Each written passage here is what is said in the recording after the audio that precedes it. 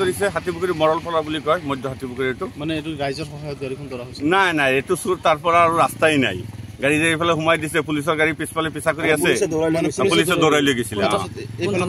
সোমাই দি পেলাই লাষ্টত গাড়ী থৈ পেলাই সেই চুৰটো ধৰি পেলাইছে গৰাজান আউটপোষ্ট তাৰ পৰা গাড়ীখন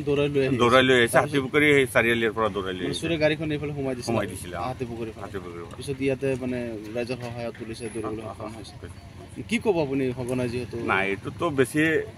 এইটো বিষয়েতো সকলোৱে অৱগত চোৰৰ চক্ৰটো এইটো গৰু চোৰ চক্ৰটো এতিয়া ডাঙৰ হৈ গৈছে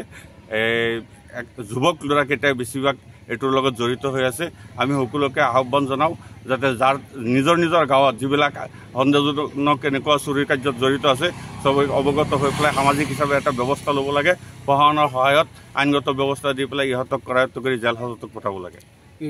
যিটো গাড়ী দি চুৰি কৰি কি গাড়ী আছিলে এইটো চুইফ্ট গাড়ী আছিলে প্ৰাইভেট গাড়ী এইটো ৩ নম্বৰ গাড়ী আগতে এটা এই মালটানা গাড়ী আমি ধৰি পেলাই দিছিলোঁ সেইটো গৰাজান থানাত গৈছিলে পিছত এটা ইটাপাৰা থানাত এই চুইফ্ট ডিজায়াৰ গাড়ী আছে এইটো চুৰৰে গাড়ী সেইটো এতিয়া আকৌ চুইফ্ট এইটো এতিয়া আমি যিমান এই ধৰি দিওঁ কিন্তু লাষ্টত ৰিজাল্টটো একোৱেই নহয় আকৌ কেইদিনমান পিছত চুৰি কাৰ্যত লাগি থাকে নামটো কি আছিলে চোৰটো এইটো ৱহিদুল ৰহমান বুলি এজনৰ নামটো গম পাইছোঁ আজি এজনী আছিলে এইটো গাড়ীত ৱহিদুল ৰহমান তাৰ লগত আৰু 3জন আছিলে